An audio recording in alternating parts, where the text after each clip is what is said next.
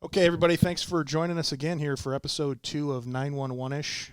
We are the show that talks about public safety in every form, but from a dispatcher's perspective and a point of view.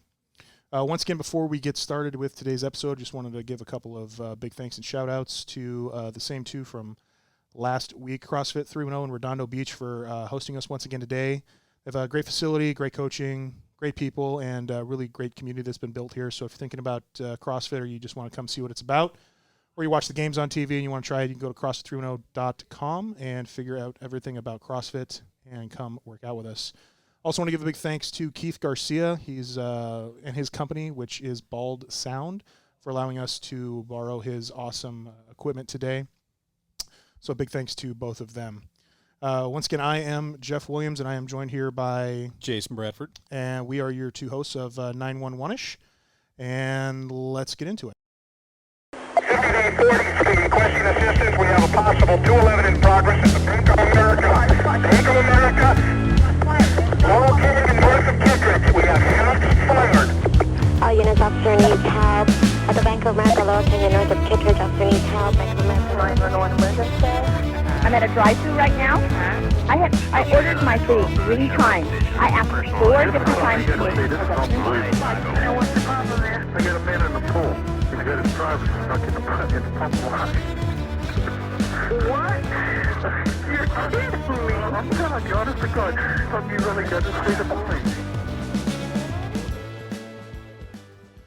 All right, guys. Today we are joined by 2 of our coworkers, one of which is Alyssa Round. Say hi, Alyssa. Hello. And her coworker, our coworker, and her BFF, Nadia. Say hi, Nadia. Hello. And we basically are just going to have another conversation just like last time about public safety, dispatch, and hopefully get some different perspectives. Last episode, I should say, I don't know if it's going to be a week or not. We talked to a couple of old salty people. That was me and Jason, and basically Jason has more experience under one fingertip than both of these 2 girls combined because of how old he is. So, thank you for that friendly reminder. Well, you know. So I can see that's going to be on every episode, right? So I guess we'll start with Alyssa here. So how many years or months, if it's just measured in that, have you been dispatching for us now? Almost 2 years. In January, it'll be 2 years. 2 years in January. Awesome. And did you do anything in public safety before that? You guys got hired together, right? No. Oh, different classes. Yeah. Oh. So hang on a second. We'll get to that in 1 second. Did you do anything law enforcement or public safety before this job? I worked at Papa John's. Oh, that's So right. I served The my so she pizza did. girl. Well. Yes. So I have a question about that before we get into anything else. Do you hate Papa John's now because you work there? I think I only liked it because it was free. Yeah. So now if you order pizza, would you ever order it from Papa John's? It's not my first choice. Do you even eat pizza anymore? Oh, I love pizza, but Papa John's is not my first Really? choice. That didn't make you tired of pizza? No. Wow. Yeah, it's I free love pizza. it. Who gets it? Are you crazy? Just checking. Skinny bastards. So I know a couple people that worked for In-N-Out way back in the day, and every single one of them now, if they smell In-N-Out, they're like, bleh, and they just can't even deal with it. Oh, but Yeah. the milkshakes. Oh, everything. It's In-N-Out. Oh. But I don't even care if I threw up in and out. I would still eat it afterwards. so In-N-Out's pretty amazing. So You wouldn't? anyways, back to the topics at hand. So a couple years in This dispatch. is 911-ish Yes, that this talks is about basically- dispatching. Yeah, Okay. this is basically Because I didn't know if it what's was a gonna food be. review or... Well, it's going to be both. When I'm here, it's definitely going to be food reviews. So Well, it is law you know, enforcement related if we're talking about food. Exactly. So, and, fire department, too. They're some of the greatest Yeah. cooks out there. I mean, That's the true. facilities they have. Oh, Firehouse Chili? Yeah. Oh, everything. So good. Everything. I wouldn't did- know yet. I will admit that when I went on a fire ride along one time, and the one thing I was told to bring them ice cream. Did you have to play cards? No, Do you actually, know what that's about? No, I don't. Okay. So when I went on my fire ride along, they said, I hope you're a good card player. And I didn't know why. We all had lunch. Great lunch. Big spread. Firefighters were awesome. Then all of a sudden we're playing cards, and it was some weird game that I'm 100% sure was fixed. Loser has to do the dishes. Oh, yeah, totally fixed. You totally had to. I was like, you know what? I don't know your kitchen that well. I know I lost the game, but I don't want to mess anything up. So I'm just going to go where you guys keep all the cool chairs and the big TV. And when the dishes are done, come get me. Yeah. I'll also point out the fact that during that whole time, they didn't have a single call for service. So it was obviously a very small fire department. That it was. Yeah. So Anyways, that's a good story though. I'll have to remember that Yeah. if I ever go to visit a fire Yeah. station. If they ask you to So- play cards, don't play cards. Nadia and Ellis would probably happily play cards. So No, I know how to play, but I'd probably lose. so we have a 2-year we have a 2-year dispatcher now with no prior experience, and then sitting next to her is her BFF in the world and our other coworker Nadia. So Nadia, how long have you been dispatching for? Like 14 months. 14 months, which means she's off of probation in about a December. month. Mm-hmm. In December, congratulations. Means we're gonna have a team party. Yes, it does. Once COVID's cooled down, we're gonna be able to go party and welcome Nadia into the off probation realm. So, do you have any prior law enforcement, fire, public safety experience before this in any way, shape, or form? No, I did an internship with like LAPD. Can I say that? Yeah, Are you LAPD? sure? Yeah.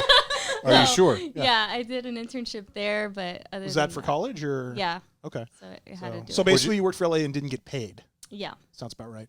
Government run operation. So gotta love it. So so two people pretty much both new to dispatch. How did you fall into dispatch? How did you get into this? How did you find the job? Alyssa, why don't you start us off with that one? Going from Popeyes to dispatch. How'd that happen? Popeyes? Or I'm sorry, not Popeyes.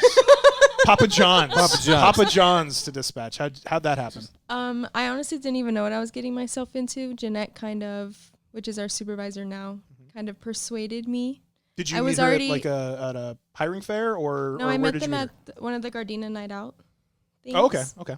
And Rhonda was there, and she seemed very sweet. So I was like, okay, I'll go ahead and put my application in. And then once I went in there to do the testing and stuff like that, I wasn't even more focused on the test. I was more focused on like the center and seeing everyone in there. And I was like, why does everyone have 6 monitors? Like, what is this place? And so then I go home and I'm like YouTubing like dispatch centers and what is a dispatcher and what do they do? And I was like, oh wow, this is a big girl job. And Did this it was look Did it look overwhelming at first? Oh yeah. And then when I went on, when I did my sit along and I saw all these like foreign numbers and letters on the screen, I was like, there's no way in hell I'm ever going to be able to do this. So no, I did not know. And what I was then you getting took the myself test into. after. Did you already take the test, or was that after you took the? I took the written? test. They told me I got it. I did my interviews, and then And then you did a sit along. I think before I did with the executive, they made me do a sit along. Okay. Okay. So And Do you remember who you did your sit along with? with James Okay. Hawkins, it's good. It's a good perspective, I guess. He has a different and he was perspective. sitting was Culver. Great. Yeah, Excellent. yeah. So he was a police officer before he was a dispatcher. Excellent So, representative yeah. of the department. so that's interesting. I always find it amazing how people found out about dispatch, getting a dispatch, especially when they don't have any prior experience, because it's such a I say this all the time. It's such a niche job inside of public safety that it's always fun to find out. Nadia, how did you get into dispatching from your internship at LAPD? I met Jeanette and Beth at the school fair at Long Beach. Okay, the Long Beach City College or Yeah. Long Beach Cal LC, State. yeah, whatever it is, Yeah. CSULB. So Yeah. I was there to check out like police agencies because I wanted to do PD work. Mhm. And then I ran into them and they talked to me and I was like, oh, that seems interesting. Did and you want to be an officer, or did Yeah. you? Okay. Yeah. And Do you but still then- want to be a police officer? No, I think I got over it. Yeah, okay. Just after dispatching, I'm like, maybe not. Little eye opening right there. yeah. Yeah, dude, everybody I know that's wanted to be a police officer became a dispatcher and is not a dispatcher yet has always been like, I don't really know if it's for me anymore because I found this. Is one of the reasons why that you don't have to do paperwork. Probably. Yeah. That's what this guy said last time was the That's main true. reason why he loves dispatch more than police work is you don't have to do paperwork. Yeah, because I So- like school and writing papers, but it's different than Oh yeah, absolutely. paperwork. So I'm like, Ew. probably School, not. writing I remember papers, one no. time I was on a ride along when I worked at El Camino and I had to do A ride along at El Camino? yeah. So I mean they have officers that work. I understand that, but Yeah. that just seems... When I worked at El Camino, I did a ride along. I was their yeah, it makes dispatcher, so I sense, went out but with I'm them. just like, And look, nobody in the auditorium. yeah, so I worked at Torrance PD as a cadet for 2 years, and I went to El Camino for 2 years. I was parking enforcement, dispatch, and then I came to RCC and dispatched for them. So I remember when I was on a ride along at El Camino, one of the first times in my conscious brain of me saying, I'm not sure if I want to be a police officer, was the first time I had to touch somebody with an open abscess. Yeah, he was a heroin addict and had this just That's my at his main elbow reason. was basically just starting to eat away from this just disease that It's a he good had or reason. whatever. And the officer I was with gave me a pair of gloves, and we arrested him. And you And- were no longer a ride along if you needed a pair of gloves. Well, no. So we were going from the unit to the hospital to do a forced blood draw, and the officer had to go do some paperwork with the doctor or something like that, and he basically told me to watch the guy and make sure he doesn't do anything. And the guy tried to stand up, and basically I just put my hand on, put him back in the chair. And there's one example of paperwork getting you out of the bad part. Yeah. So so that was the first time, because after I touched him, like the nurse came over, and I think it was just to mess with me because they knew I was 19 at the time and stupid. They were just like, when was the last time you had a tetanus shot? Did you touch anything outside of the glove? Blah, blah, and all these questions. And that just freaked me out. And I was just like, maybe I don't want to do this and touch these creepy people. So, yeah, anyways, nice discussing gross stories and stuff like that. So, again, though, gives you a greater appreciation for the people that do. Yeah, that's very true. That is very true. So, so let's move right along here. We got a couple more questions for you guys before we let you off the hook here. When you went through your training, and you're both off of training now, one of you is obviously still a probationary employee, but what did you find when you first started to be the most difficult part of the job? It's interesting because we had perspectives, but they were both, mine's 13 years old or 14 years old, and his is 20 years old. So it's always good to get a fresh perspective. You could have just said slightly over 13 years. Yeah, well, he's between 20 and death, and I'm between 13 and 20.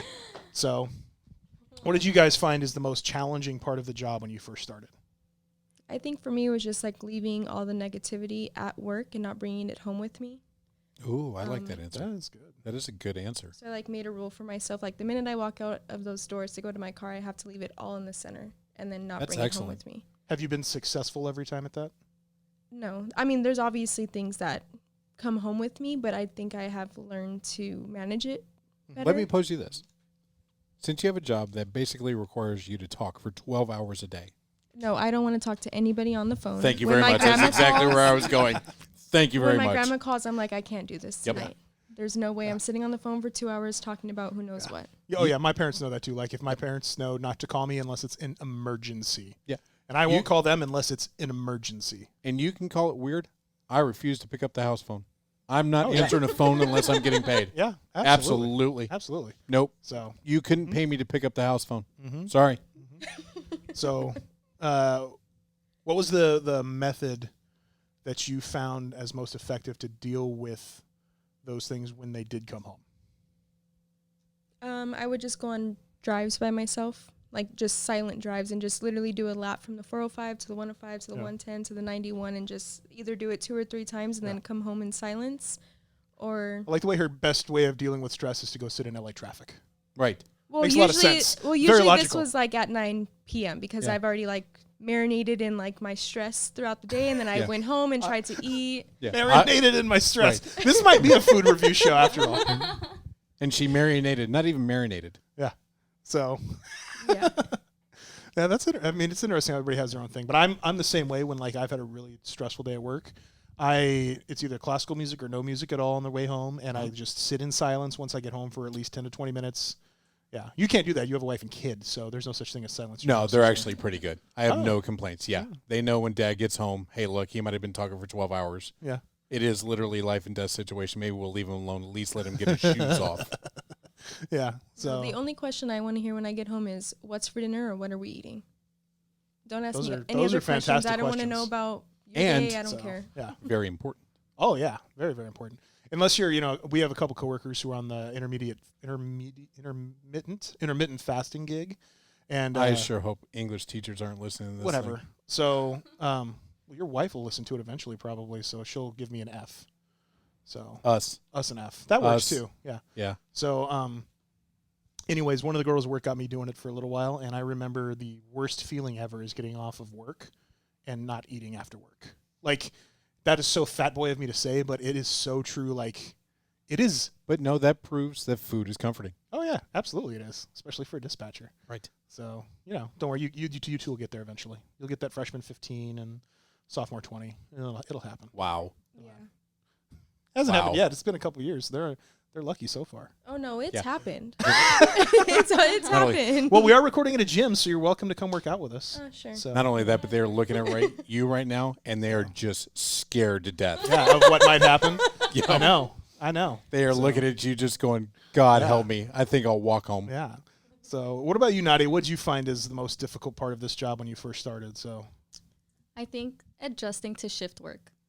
Okay, so you'd never done any Yeah. shift work before this? So. No, so like doing 12-hour shifts and then like even my friends wanting to hang out outside of work and me being like, well, I can't call off. Like sorry, oh, but it's my birthday. Like ask for it in advance. I can't do that. Yeah. And So like people not getting it. there's a lot of people that have, even in public safety, that don't understand Right. dispatch scheduling. Mm-hmm. Like you could talk to most police officers and they'll be like, yeah, I work at 312.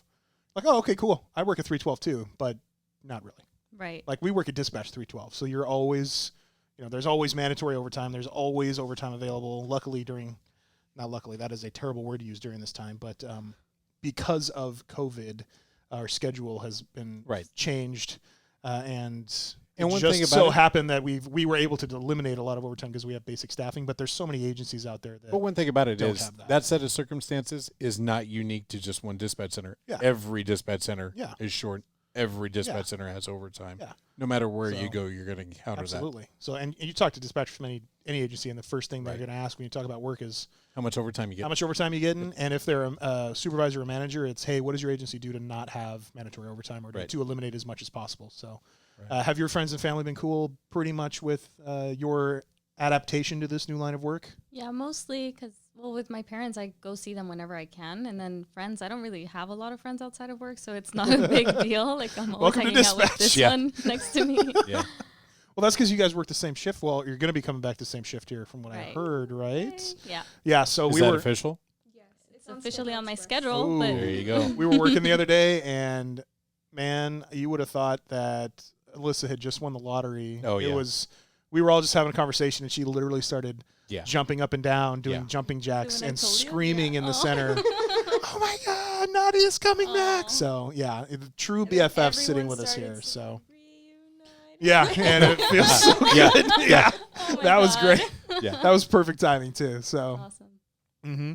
So we have the difficulty part of it down, and I think that'll obviously get easier with time when you guys do more of this work, and the longer you do it, it just kind of becomes second nature. So with all the difficulty and stress in training, what did you guys find is the easiest part of the job during training and during your first few years? Ooh, dead silence. The easiest part. See the wheels turning? Yeah, you can see him Yeah. trying to think I here. think there's So, smoke. Yeah. So I mean, every day is different, so I don't think that there's any type of like routine work that we do besides like, the normal CAD stuff. But like every day, you don't know what you're going to get when you answer that phone, or you don't know what's going to happen or what an officer's going to on view, whatever. But I just think the easiest part of the job is just having your coworkers that you feel like are family to you. I feel like that's easy. Yeah. Aw, that's so Yeah. nice, considering we're all mean- coworkers. This is the How nicest she's far are we ever from been a to group me. hug right now? This is the nicest it's she's true. ever I been to spend me. more time with you guys than I do my own family. Oh, yeah, 12 that's hours true. a day. That's true. That's definitely So, true. So I think it's the easiest part of the job is working with people that you like. Yeah. I mean, I don't really. we don't really always like get you to we don't guys, always get to but- work with people we like, but we're really lucky where we work Would because you- we seem to get along. Really Would you say, well. without giving any examples or anything like that, a quality a dispatcher should possess is thick skin? Oh, definitely. Yeah, absolutely. You can't. Absolutely. I don't think anybody can do this job and not learn how to take a joke, A, Right. and B, not learn how to be patient, and not learn how to like the people you're around. No matter what your viewpoint is compared to what their Exactly. viewpoint is, like you It wouldn't have be, to learn to love the people you work with. it wouldn't be fun if we were all carbon copies of each other. I mean, unless you're all carbon copies of me. No. You know how much food there'd be in the center? It'd be awesome. Good food too, because I know how to cook. I don't want to be You 400 always pounds. bug me for nachos, but you know how to cook. Yeah. So listen. Okay. Okay. She went there. You brought this up, not You us. brought it up. But I'm just She saying. she posted on Instagram about a month ago No, nachos it's that been she like made. it's been like 3 to 4 months, and every Okay, day I hear, whatever. "Where's my nachos?" She posted nachos on Instagram that she made after work one day, and they looked amazing. And I love a good set of nachos. I'm sure you love a good set of Right, nachos that's too, what we've right? been talking so, a about. good pair of nachos. good pair of nachos. You can make two batches. That's Oddly fine. enough, the phrase "a pair of nachos" from you seems natural. Well, I when think your it's English just teacher two wife servings. watches this, she's just going to start laughing and say, "How did he even graduate college? And how is he Considering even in a master's At program?" best, she's going to be listening and So- not watching. Yeah, well, thank God, because this is me. Yeah. Definitely got a face for radio here, buddy. So, anyways, she posted this stuff on nachos, and we I'm told still her stuck at on the pair work. of nachos. We told her at work, hey, those nachos looked amazing. Right. And she said, yes, they are amazing. And then we said, are you going to make us some? And she said, maybe. And then she never has. It's because it's not going to be fresh. I would literally have to be out in the We break room have all a day. full service kitchen. I know, but I would have to be personally out there making we'll make the batches. arrangements. As much as we hate answering the phone after a while, we'll take up the We slack. love it. Okay. We love it. You know, it gets old. It's our job. It is. I'm not saying that I'm not willing to do it. I'm just saying that for nachos, I'm willing to do more of it. Absolutely. That's all I'm trying to say. Absolutely. Nadia, I think, is shaking her head right now saying you should make us nachos. Don't you agree with that, Nadia? She should make us all. nachos, so I'm okay. What was that? She makes me nachos, so it's She's fine. made Nadia the nachos. Yeah, I know. She hasn't made us nachos, though. Is this a girl thing? Is It's that a what it girl is? thing. She's my BFF. Jeez. I'll make her nachos, cakes, cookies, everything. She does make good cookies. She brought us cookies one time. They were delicious. I think you were there. I do Jason. remember that. Yeah, Yes. they were. She's a and good they baker. were fantastic. She's a good baker. So, oh man, now I'm trying to figure out what I'm gonna do for dinner. I'm hungry. Again, goes back to the most difficult I know. decision of the day. I know. Let me ask you this. Meanwhile, while he's trying to think about food, again, Like, if you had to give an applicant advice, what advice would you give? Someone who just got hired but hasn't experienced day one, what would you tell them? this is good because she wants to train eventually, so she has to think outside Yeah. the box now. I would just tell them, like, if you really want to do this job, you have to sacrifice a lot. There's a lot of sacrifice to That's it. true. And if you're not willing to give up a lot of things, then just don't do Expound upon that. Like, what type of things are you talking about for sacrificing that you like? What did you have to give up? it. that you're Birthday talking about. parties, family dinners, vacations, day trips, like, I mean, everything. Mm-hmm. You don't know, besides this COVID schedule, like, you didn't know if you're going to have to work holidays. You don't know if you're guaranteed any time of day off, even if you have the request for, like, vacations. So if True. But here's the kicker to that But question. then also I was on probation. I didn't have like any chance to actually take any time off. So yeah. True. now I think it'll be a little bit easier Yeah. but yeah, sacrifice. But here's the question: was it worth it? Yes, definitely. Okay. Because I So- love my job. So it is a fun job, and you know, I think we've all had to sacrifice a lot of those things, and you know, we still do it for a reason, and it's not just a paycheck; it's more than that. So No, you have to have the motivation and the thick skin to continue to walk in those doors every day. Yeah. There's no way that money can just be the only motivator. oh yeah, absolutely.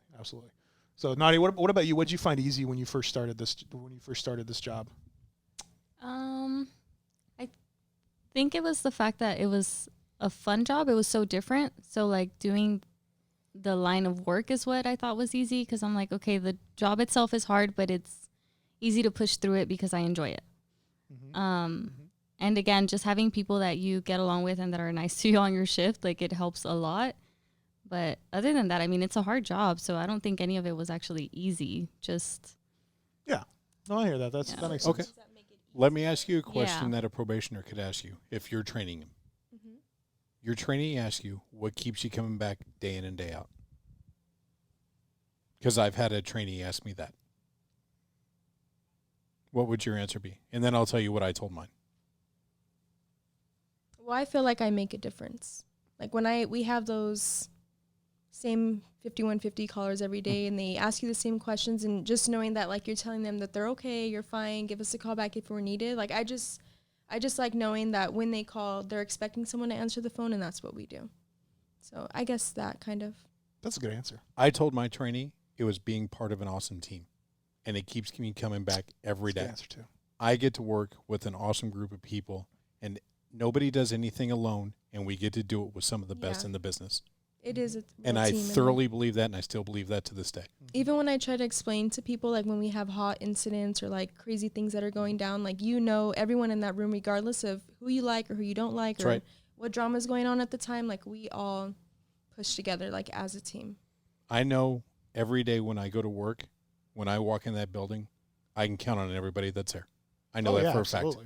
fact. I know that for a fact. So that's one of the great things about not just where we work, but a lot of agencies, I think, is the fact that you can count on each other, because nobody's able to do, you know, when you have major incidents of 245 or any officer involved shooting or anything like that, you know that you can't do it yourself. Right. So Nobody's going to let you do it on your own. Yeah, that's true too. That's what's really cool about our group too. Is we always make sure that we have each other's back and all that stuff. So. Just to piggyback off of that, like right now when I got switched over to a new shift, that was my worry too, where I'm like, I've never worked with this group. A lot of people there I've never worked with before. So I was like, I remember I asked Alyssa, I'm like, does everyone help each other out the same way as we do on our shift? Because I was worried, like, I don't know them. Are they going to be as nice to me? And it's like, it's not about being nice to you. It's about getting the job done, and everyone comes together as one, and it's great. Yeah, I think that's one of the unfortunate downfalls of the current schedule we're on because of this pandemic. I know there's a lot of people at our work that I miss seeing. Yeah, is before this whole COVID thing, we all worked with each other every day, so we had so much overlap with overtime and the way our overtime particularly worked with its timings throughout the day that you always got used to working with them. And there are a bunch of people that I miss working with every day. Yes. So it's going to be good to see them all again and be able to work with all of them again, because I do miss working with all of them. So when we have all that, so.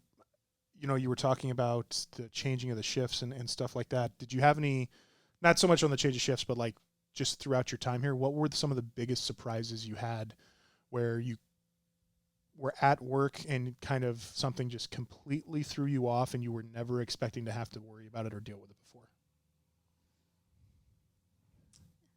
That's a tough question. I mean, simply just the nature of the job, like the crimes and the calls that we'd get. So like knowing that there's someone that could potentially harm someone else out on the street. And now it's like, oh crap, this is real. Like this isn't a joke. Like someone could be hurt. And I mean, not that I would be responsible for it, but I have the chance to help them. Mm-hmm. So I guess that was like the biggest thing where I'm like, this is real. This isn't a movie. I'm actually in it. And whatever I do, every single move and action I take is going to have an effect on it. I am not Halle Berry. I will not leave my position to go help. I never saw that movie. I never saw the movie either. Oh, no. What was it called? Was that an oh no as in, oh no, you haven't seen it, or oh no, it wasn't good? Oh, no, you haven't seen it. Like, you have to watch it. You're a dispatcher. Everyone has. Have you guys watched that new emergency show that was on ABC? on ABC or NBC, whatever it was? Yeah, I saw the first episode, but any good? Did you watch it after a shift at work? Or yeah, did you watch on it our Friday. Okay. So I think that's a show that you'd have to watch on your day off, because after 12 hours, I wouldn't imagine you'd want to watch work. That is true. But I was more looking as like, I want to see other people's perspective. Like I want to see what their workday is basically like. But I don't know, maybe just the fact that it was in Alaska. I just was not. No, I did learn something from it. I actually would, and I think the Alaskan would be interesting because it's such a different perspective from us. I did learn that black bear, brown bear, white bear little saying that I told you guys. Yes, please educate us. So if it's black, attack. If it's brown, lay down. And if it's white, good night. Well, good night doesn't sound good. Awesome. What's good night? It means you're going to die. Because it's a polar bear. It's a polar bear. And there's no way.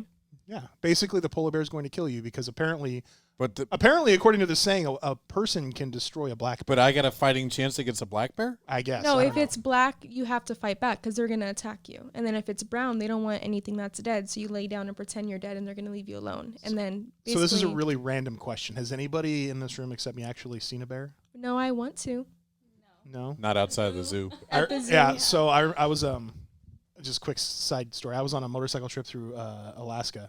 And I remember very specifically driving down the road and turning my head into the forest, and there was a black bear sitting up straight with its legs out, holding onto a tree and eating something off of the tree. And the first thing I thought of as I was riding, I was like, oh my God, it's Winnie the Pooh. Because the first thing that clicked in my head was my childhood of watching Winnie the Pooh and him eating the honey while he's sitting down.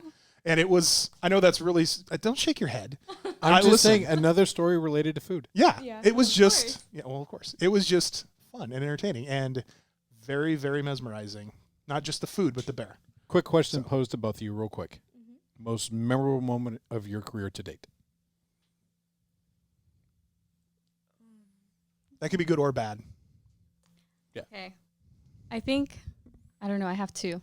My first one would be when I had just been released from phones. I think it was like my first day like off of training.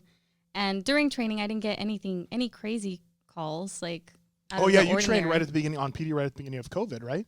Yeah. Yeah, so basically all of our agencies, I'm sure most agencies out there, basically all the officers were told respond to calls for service, don't go do anything unless it's egregious. Right. Yeah. Which No eliminates unnecessary contact. 80% Right. of all of our training, because 80% of our training when it comes to the radio is relying on the officers being proactive. So Yeah. Yeah. So that had to be a very difficult training versus getting off of training on your own. Oh, it was, because I feel like I learned got more experience off of training than I did like in training. But this was phones. This But was isn't when I that was. how it always happens on training, though? As a trainer, you always want a major incident. You always want something that's going to test your trainee, and it never happens. Yeah, it does Oh, with Jeffrey. It does. Yeah, I have a tendency to have a black cloud with my trainees. Like, Is it a black cloud of fear? no. But Andrea, who I just got done training a few months ago, we had a day where we had, it was Yeah, with the P5. day at Hawthorne. Yeah. The first day we sat at Hawthorne. I think we handled. I think the city handled 400 or 600 incidents that day. It was some stupid astronomical I number. think you had 2 459s and it back was, to back. yeah, it or was two something. back-to-back 459s that were on it. We had a 245, a 417, a pursuit, a couple of other perimeters, a 211, and then at the end of the day, both sergeants called over and asked for copies of the I The sure whole hope our report call? entire audience is law enforcement related, because other than that, you're speaking a foreign language. whatever. We had a really busy day, and it was so busy to the point where the Let me just sergeants, simplify it. It was who were busy. both like 20-year plus veterans, called over and were like, "We can't even remember the last time we were that busy. It's been decades." And that came like at the end of 2 or 3 weeks of training, where every single day we worked a priority E or a priority E call, a pursuit, or a perimeter. So yeah, I mean, I was like, that was the most busy I've ever even seen it, especially during training. So it was weird, and I've had that a couple times with trainees where it's awesome, but then there's also times where I've had to go in the training room and recite back pursuits to people because they didn't have anything while we were training. So Alyssa? favorite part of the job. No. Memorable moment. Oh, memorable moment. We did favorite part of the job. Remember, she worked at Papa John's, not Popeyes. Yes. I think mine was the officer involved shooting that I feel like I didn't do anything about, or like I didn't do anything for. I just remember that day. Like, the Culver City one in the elevator, or Yeah. the stairwell or something like that. Yeah. So, what about that incident do you remember the most? You said that you don't remember a lot about it. Like, why do you think that is? I remember like the audio that I heard, but I don't remember anything else really after that. Like, to me, it was just, I know immediately I looked to Jason because I was like, I know he's going to be my best person to ask questions for or ask for help or anything. Yeah. But then after that, like, I didn't. So, side note for all of you that don't know, Jason is basically the geography god of Culver City.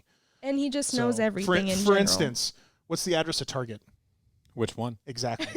So, like, if you asked me that, You could. I mean, I know now. 10820 Jefferson Boulevard or 6000 Smallwood Boulevard. Like, I know now, but when Culver City first came over, if you asked me how many Targets there are in Culver City, I'd be like, I have no idea.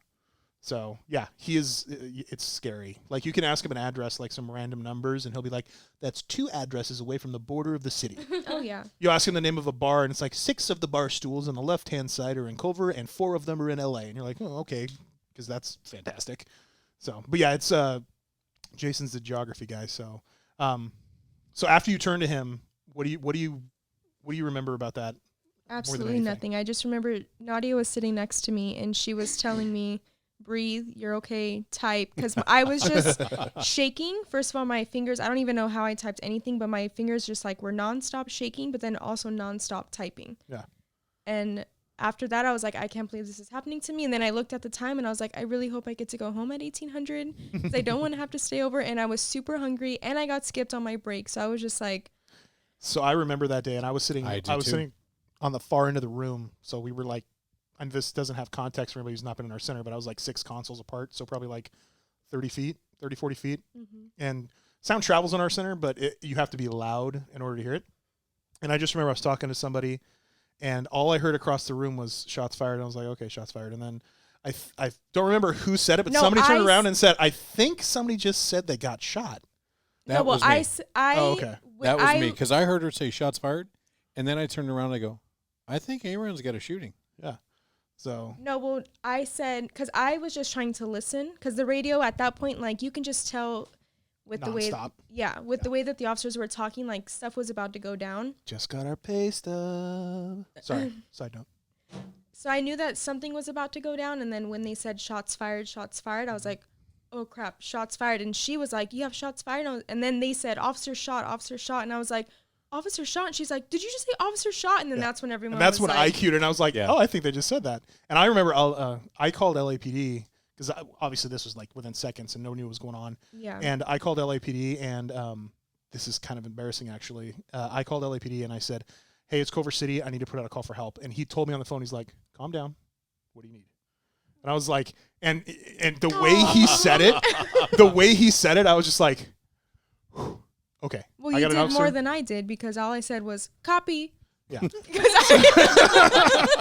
When he said officer shot, I was like, copy. So I think that's probably my second most memorable, because that day I'm sitting next to her and I thought I was busy because I had a carjacking going on. Mm-hmm. But then I hear her like right next to me and I just hear, copy, shots fired. And I look over and I'm like, did you just say shots fired? And she's like, copy, officer shot. And I'm like, Alyssa has shots fired. Yeah. But it was crazy. So to give context, because anybody who listens who doesn't work for us won't understand, we dispatch for 6 different police agencies. So we have consoles right next to each other, which each one handles a different agency. That's why you have Alyssa talking on one frequency to an agency, and then Nadia on another frequency talking to another agency, and then I'm down on the other end of the room on another frequency talking to another agency. So yeah, it's a shocking moment the first time you hear any of your officers say shots fired. Have you had an officer? Yes. But yeah, it's a very, very jolting, jarring experience, and it scares the crap out of you. Like, there's no other way to put it. Like, you can mentally prepare for it all you want. I literally had a code brown. Yeah. In So my seat. I was Code telling him in our first episode, one of my most memorable moments, and I basically had to change my chonies afterwards, was when he's now a sergeant in Hawthorne, but he was driving down the street and just completely random, some guy walked out of the house to try and break up a party by shooting a gun in the air, saw a police car driving down the street and started shooting at the police officer. And he just started screaming on the radio, I'm taking rounds. And it was one of those moments of like, taking rounds where? Yeah. So, and it was one of those things where you got to fake it till you make it. And as long as you sound like it. Now that if either one of you encountered this set of circumstances again, the officers are going to call you afterwards to see if you soiled yourself. Absolutely. And I'll be, well, yeah, I did. So. Wait, legit? No. Oh. I didn't actually soil myself. Because A-Round did. Did you? Almost. I remember very distinctly when that happened. I was sitting at the old position so context here. I was sitting right in front of the supervisor, who was Jennifer Walters at the time. And she heard me say it. And then I turned around and looked at her, and she just said, turn around and work. And I was like, okay. And that was the catalyst of me getting back to it. So I think it kind of put in like to perspective of what our job actually is, because at that point I was like, I didn't even realize I could type without looking at the keyboard or like not even really paying attention. Like my fingers just were nonstop, yeah, like diarrhea of the fingers, basically. Yeah. So I hear that. It's weird how like your body just kind of goes into that training mode where it just starts working and you don't even know you're doing it. So Yeah. Have you ever been called into internal affairs right after an incident? No. I have. It's amazing how much you don't remember. Oh yeah. Right after it happens. Mm-hmm. I can imagine that. Absolutely. There was an officer involved shooting in Culver City. Investigation was going fine. There was nothing to it or anything outside of just following procedure. Mm-hmm. Get called in the lieutenant's office. Hey, look, calm down, take a deep breath. Nothing's wrong. We're just following the procedures we got to do. You know, dotting the I's, crossing the T's. Okay, no big deal. Mm-hmm. Tell me about A, B, and C. I'll be honest with you, Lieutenant, I can't remember. Mm-hmm. He goes, totally normal. Yeah. So, I mean, I think that, obviously that happens. I still don't remember. Yeah. If you were to ask me, I don't remember. The only time I remember is looking over at you and then switching over to a different TAC channel, and then Nadia telling me to breathe. I just kept hearing her breathe, breathe, breathe. She's telling herself to breathe, and you just heard it too. That's I know I was probably so white because I just went completely. I just felt like numb. Yeah. So I remember the handshaking thing you were talking about. My very first day of police training, I was sitting in Gardena, and we had a 20,001 or hit and run with injuries where our motor officer was going to look for the suspect on the freeway, and I don't know if he dumped his bike or if he got TC'd into on the freeway, But he was down on the freeway on the 91 between the 90 on the 110 between the 91 and the 405 interchange, and he was broken. I think he broke his leg, if I remember correctly, and he was crawling through lanes of traffic to get to the center median, and he was putting it out as it was happening, and I like talk about froze. I literally was like, and like LT at the time she was training me, and she basically was just pushed me out of the way and took over.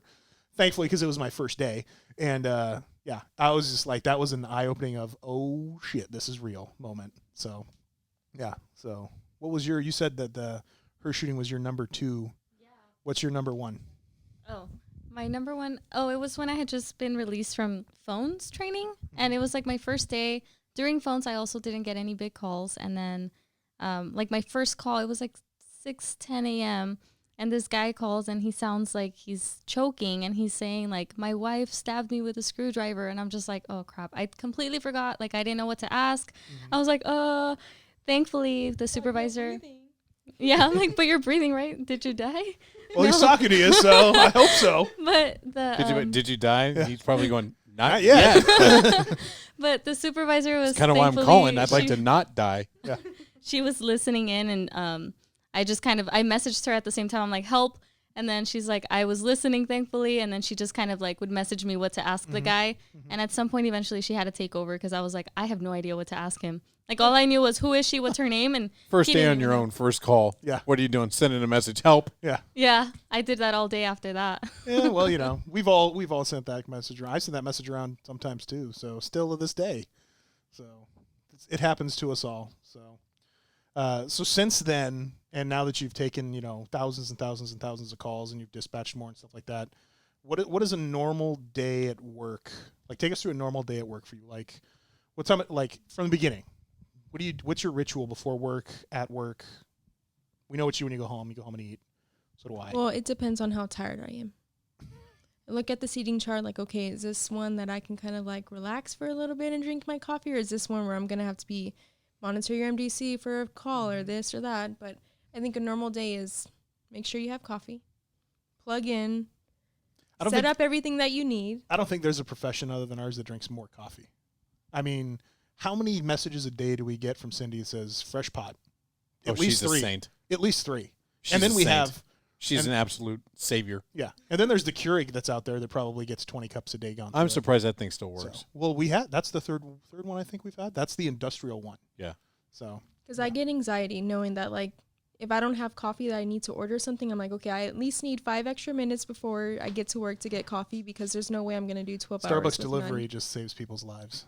That's got to be expensive. I can only imagine. I don't really drink coffee that much. If I do, it's like an iced coffee, but people love Starbucks delivery coffee. I can't justify it. But then we're also very grateful for Mr. Shimono always giving us some coffee or going out for coffee runs too. That man is awesome. Yeah. Yes, he is definitely a saint. I think he's definitely seen the other side of the curtain, public safety curtain, ever since his wife came up to work with us. So, and I think that's a great thing that we need more of, is that more shedding of the light of what dispatch is and how it works and all that stuff. So after your coffee, is it just kind of sit back and relax, or, you're off training, you've been there for a couple years now. So do you sit there and still read your training manual, or do you? Well, I always have my notebook out with me because I have so many questions every single day. But usually I prepare myself for some shit talking that's probably going to come my way from either you or someone else in the room asking me about something. Hey, listen, 12 hours a day sitting together. We have to be. You have to sit there and have a good conversation with each other, make fun of each other. You ask me, why does your face look like that? And I'm like, it's literally the only face I have. I don't think I've ever asked you that. Yes, you definitely have. You're like, why does your face look like that? I'm like, first of all, I just woke up. I haven't even sipped my coffee, and it's only 6:04 in the morning. It's literally the only face I have. What would you like me to do? And of all people to ask that question, it has to be him. Right. Like, if Melinda was to ask me, like, why does your face look like You'd that? be concerned. Like, I'd be like, oh. Yeah, but when I ask it, you're just like, oh, he's just making fun of me. It's yeah, he's being an a-hole. And then I sit there, and basically she heckles me most of the time back. Right. Because I would have responded, well, it's thankful it doesn't look like yours. Well, that's true. I mean, I would really hope no woman's face looks like mine. That'd be tragic. She'd be losing a lot of hair. Yep. Yeah. So, yeah. So after the heckling occurs, you know, and it's been a nice, calm, easy day, it's just home and dinner time after that, right? Yep. And 12 hours later, wake up, do it all over again. Yep. I've always wondered this too, because I like to ask people this. Like, how many hours a night do you sleep in between your work schedule, usually? I would say I usually try to be in bed by like 10. On a 6 to 6 shift. Yeah, and then I'm usually to bed by 10 o'clock. Like, I don't really see 10 o'clock. And then I wake up at like 4:50, 5 o'clock, depending on how many times I snooze my alarm. Oh, man, you wake up late. I wake up at Well, I 4:30. live super close. All I need to do is shower and get out. 7 miles away. That's pretty close. Yeah, but you like to get there 30 minutes before and see everyone walk in. That is true. And it's not that I'd like to see everybody walk in. It's just I have that. I'd rather like to be see 20 minutes everyone's early than face. 1 minute late. So, Yeah. you know. That's why I freaks show me up out early. being late. I don't want the stress of, am I going to be late? Yeah. Like, Yeah. we have people at work show up 57, 58 after. I don't know. And they at time 6 it o'clock well. start. No, And I show I up don't at know 5:53. how you do that. Like, it would give me so much stress and anxiety to do that. It's almost like they're parked a block away, Yeah. and then they just wait and time it. Yeah. Yeah. It's weird. So, I can't do that. no, I can't. I can't. I don't either. think there is a normal day at dispatch. Every day is completely different. No, that's true. I mean, there's a normal day as far as like you plug in, you drink your coffee, and you kind of just wait for shit to hit the fan. But there's Yeah. no Wait real for Jeff to normal talk day. some trash to you. Yeah, Whatever, and then I you wait do it for too. I never. I wait for the balls to be thrown across the room, and, We for us- do play catch sometimes when we're Yes. stressed relief the balls. Yes. So, yeah. We got to be careful with that, though. You know, just make sure, you know. Don't want to We break don't- anything. You know, make sure you don't throw it into somebody's eye. You or know, what about my nose? you know, stuff. I got a fastball to the nose the other day. It made my eyes water. You can tell Nadia has this like look of longing. She's like, "Oh, I can't wait to be back on shift with you guys." So what about you, Nadia? What does a normal day in the life of dispatch look to you? Same thing. I like to get there early, so I'll be in the parking lot for like 30 minutes before and hang out in the parking lot in my car, and then go up like last minute, drink my coffee. Hopefully it's not busy when I get there, so I can adjust everything, fix my screens. And I'm always like paranoid that like my radio's not plugged in or something because it's so quiet like at 6 a.m. on a good day. Oh yeah, So I'm just like, listen. You're on graveyard right now. Yeah. That 2 to 6 is Yeah. amazing. Like it is so good to get like schoolwork done, read, just study, whatever. I mean, 2 to 6 is where it's at if you Yeah. need to do stuff. yeah, You know, read or finish even your just like Christmas chit chat. shopping on Amazon. 2 to 6 is where it's at. How you can improve as a dispatcher.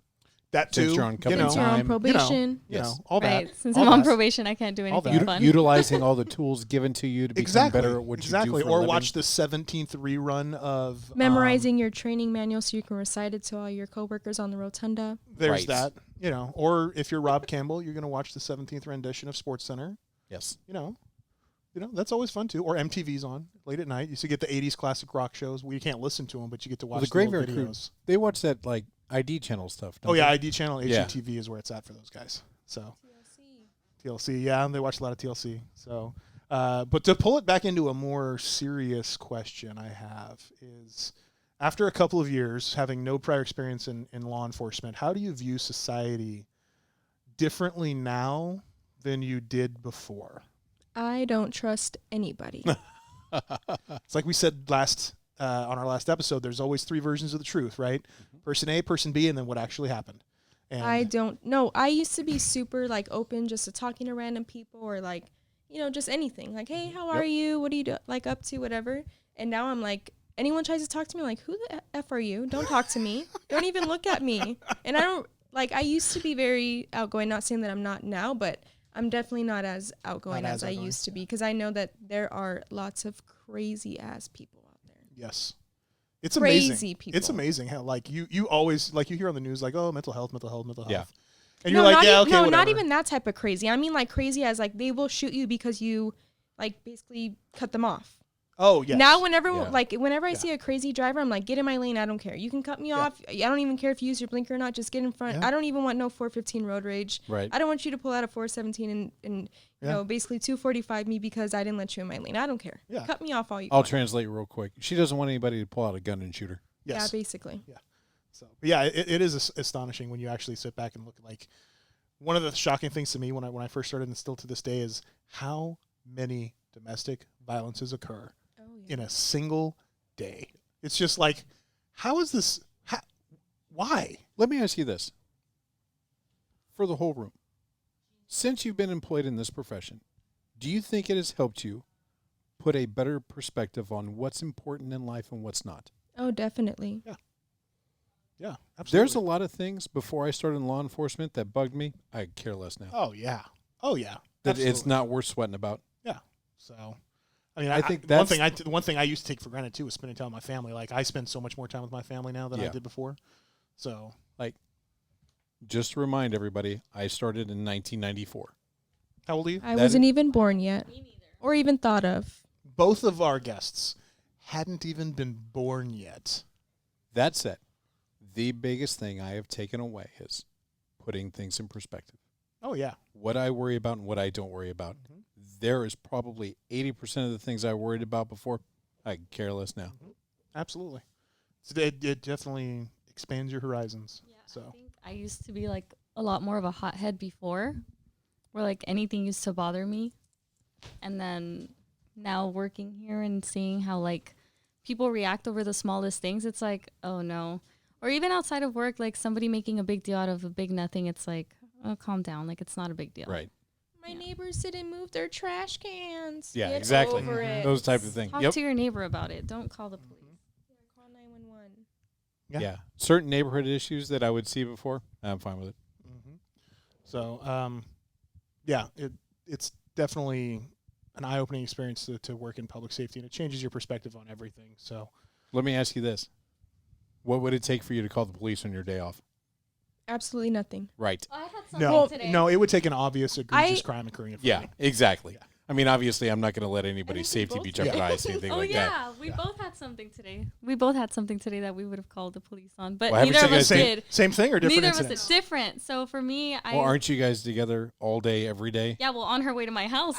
Oh. When I witnessed a 20,002 on my way to her house, and then she asked me to check up on a 925 Adam before I came into her. Like, It was a That in makes a the lot alley. of sense. Hey, why don't you go check on this 925 Adam I for me did. instead of me going and checking on well, it? no, because Real quick, that's a suspicious vehicle. I Yes. wasn't sure if it was still there. And when I had seen it, it was like cracked windshield. One girl passed out in the driver's seat, windows down, and a guy passed out in the back seat. And the best course of action you thought was to have your best friend check on it. No, so when I saw it the Right. first time, MYOB. Logic. Yeah, Mind your that's business. what. no, the first time I was just like, okay. Keep I'm in like- mind, people, that's who you're calling I for said, help. when I come back, oh my God.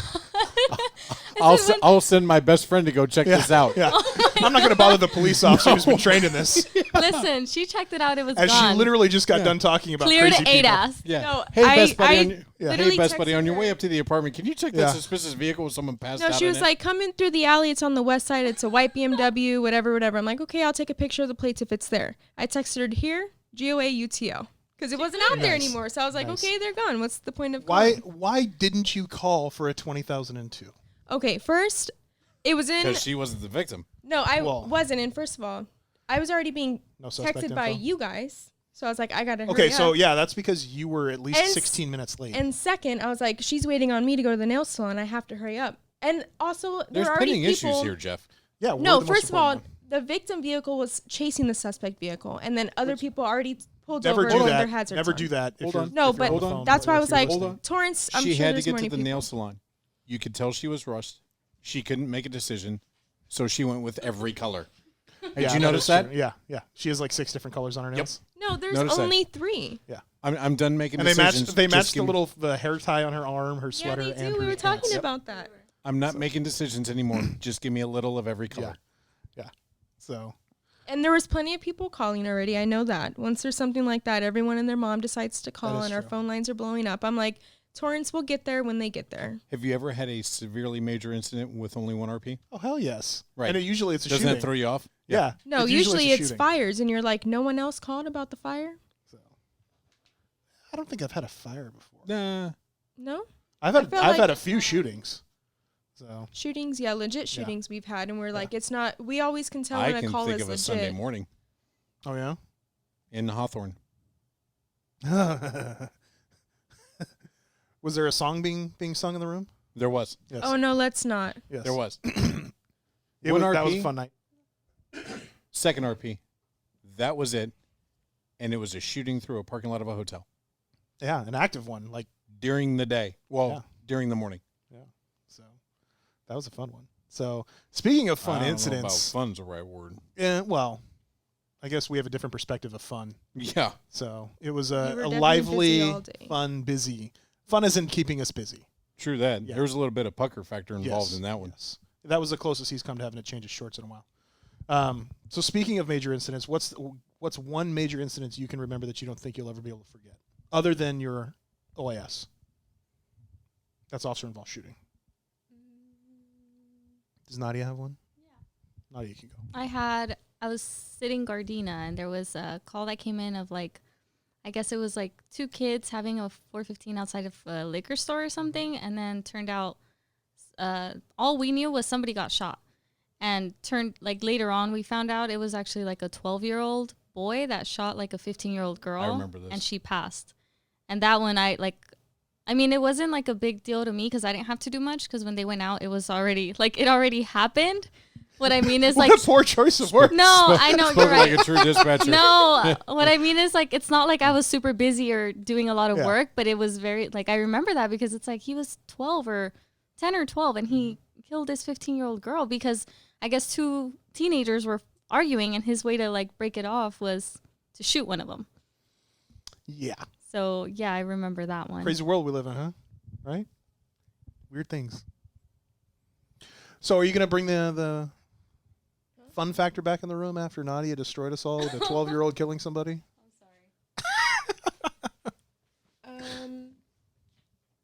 Wait. What's a moment since you've been here that's made you laugh? Oh, made me laugh. Yeah, that's probably a better question that we should have That's asked. made you in the first laugh. place. I Way to kill the vibe, Nadia. Yeah. Jeez. I know. I thought we were getting dark again. Yeah. But No. one No. that is always so funny to me, and whenever someone always tells me "Oh, what's your funniest, Which is call a that you've question you ever get had?" asked way too often. Yeah. Yes. But also my brother expects weekly updates from me. He's like, "So what's a good call you had this week?" And I'm like, "I don't know, brother. I wasn't phoned, so I don't have one for you." That's a great week right there. I know. How do you manage that? She must be liked. With a lot of luck. Yeah. No, not even. You guys are always PD. But anyways, there was one where it came in, and usually whenever we get calls from the Brotman 6th floor from the payphone, we're like, "Oh, here we go. What's coming out of this person's mouth?" But he was like, "Hi, I just had a quick question," and I was thinking okay. You sound normal.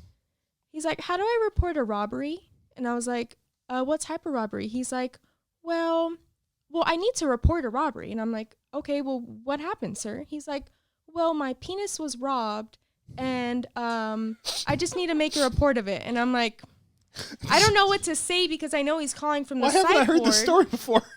I know he's remember this, calling from actually. the psych ward, and I'm like, I remember sitting next to her I'm like, with did- her having this conversation. I'm And like, I "Did was you just- tell your doctor?" I wasn't even listening to my own job at that point. God. I think the word detachable was said. And I was like, "Well, did you tell your doctor?" And he was like, "No, they told me to call the police." And I'm like, "Is there any even lines of questioning for this? What do I say?" And I'm like, "Well, how do you know it was robbed?" And he's like, "Well, I hear them having an orgy with it on the 6th or the bottom floor." And I'm like, "All right, sir, just talk to your doctor, or when you're released, come and make a report." I'm like, I don't even know what to say.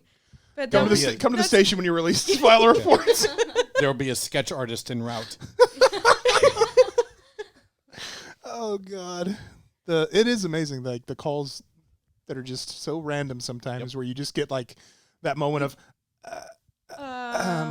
what do I even say? Is this in my training manual? Yeah, I had a call pretty recently where it was a girl that called in and she had a question about a feminine issue, and I literally was like, And she, of all people, she gets to talk to you. and she literally, I said the on the poor phone, I was lady. like, and she literally said, "You obviously have no idea what I'm referring to. Can I speak to a female, please?" And I'm like, That's a great "Yes, ma'am. idea. Hold on one second." My pleasure. And I put her on hold, and I remember I had to ask Kathy. I'm like, "Kathy, can you?" She was the only girl on phones or female on phones. Yeah. I was like, "Kathy, can you please take this?" And she shook her head and was like, "Fine." And I owe Kathy a lot for that one because I was like, "I have no idea how to answer your question, ma'am." So we have one final question that I think is going to become a normal here because of our obsession with food and dispatch, and yes, especially with A round here. What is your favorite place or thing to eat on shift? Everyone knows this. Hummus House. I can eat Hummus House every single day. Yes, And really and good what's- chicken salad. May as well let everybody know Yeah. what the standard order is. Mine's a chicken kebab lunch plate with garlic hummus and extra olives in my side salad. And what's mine? Yours is a Greek chicken salad with no olives and And? pita chips. Boom. This is That's how how- often we do this. She knows my order. I know everyone's order. I Yep. know exactly what everyone wants. Nadia, what about you? What's your favorite thing to eat on shift? She likes. Well, you like the wraps too. Oh yeah, the wraps are good when I'm not that hungry because they're small. But normally I'll do the same, the Greek chicken salad. It's delicious. Awesome. So, unless you have any other questions, I think we're gonna start wrapping No, up. I had here. a lot of fun today. Yeah, it was great. Do you guys have anything else you want to add, talk about, plug, anything like that we can help you guys out with? Anything you'd like to ask us? Ask you guys. I feel like I know you guys so well already. It's only been 2 years. Yeah, what's for dinner? Yeah, what is for dinner? I'm thinking Mexican food. You're always thinking Mexican food. I am always Chili thinking verde Mexican every You know what? day. Because we were talking about that the first episode. It's the safe go-to. Because for me, Yeah. my favorite was chili verde. Yeah. So I actually Can't go wrong with tacos. I said it last time. I'll say it again. Say tacos, somebody, you put a smile on someone's face. Yep. That's right. That's right. So I actually have a date tonight, so we're gonna go get real Mexican food. So Oh. that's right. Dude, if you just want to end the episode, go ahead and say you want to end the episode. You don't have to lie about it. No, it's not until 6:30, so I got an hour. It's okay. Oh. So Are you gonna go home and change, or is that? that's yes, your I'm gonna go outfit? home and You change. still I'm not gonna haven't- wear Okay, stretchy good. shorts and a pair of. You still have an hour, or you're paying by the hour? Oh. Wow, that was harsh. Had to throw that out there. That was harsh. We're not going to El Tarasco. It's okay. So with that, I just want to once again thank Alyssa Round and Nadia. We call her Alyssa Round because her nickname is A Round for everybody that hasn't picked that up yet. It's so weird when someone calls me Alyssa because I'm like, what, am I in trouble? Or why are you guys calling me Alyssa? Yeah. So, and I also want to thank Nadia for coming in and being our guest today. You guys did great. Yes. Thank you for a great episode here. Thanks for having us. Yeah. It was a lot of And, fun. Thank you so much for coming in. And thank you everybody for tuning in. And just one more time, we have to thank our two sponsors, or not sponsors, but our two friends here. CrossFit 310 for helping us out and letting us use their gym. If you're in the South Bay thinking of getting started in CrossFit, go to cross310.com. And also a big shout out to our friend Keith Garcia from Bald Sound for letting us use his amazing audio equipment. If you need any audio equipment or are in need of an audio engineer, you can go to Bald Sound, I think it's .com, or Bald Sound on Instagram. So with that, thank you. Thank you, Jason, and everybody else. Thank you, Jeff. And have a good day.